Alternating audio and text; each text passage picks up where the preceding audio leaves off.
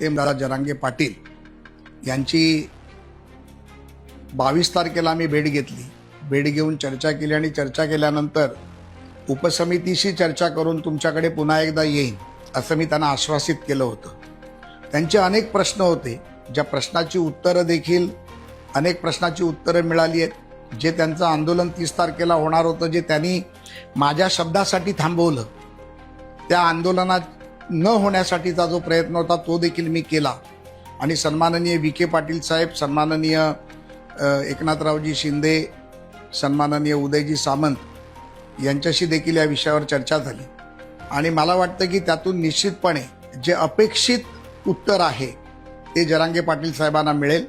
समाजाला न्याय मिळण्यासाठी त्यांचा जो लढा आहे त्यामध्ये माझा देखील सहभाग निश्चितपणे राहील. आणि जे समाजाच्या हितासाठी कोणालाही न दुखावता योग्य पद्धतीने जे करता येईल ते देखील आम्ही करायचा प्रयत्न करणार आहोत. कुठल्याही समाजाला यामध्ये नुकसान होणार नाही याचा देखील आमचा प्रयत्न राहणार आहे.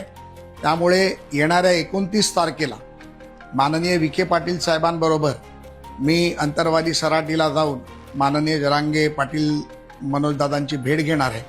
आणि त्यांच्या शंकाचं निरसन करण्याचा प्रयत्न करून हे आंदोलन ते मागे घेतील अशी अपेक्षा घेऊनच माननीय मंत्री आणि उपसमितीचे अध्यक्ष विखे पाटील साहेब यांच्याबरोबर मी प्रवास करणार आहे.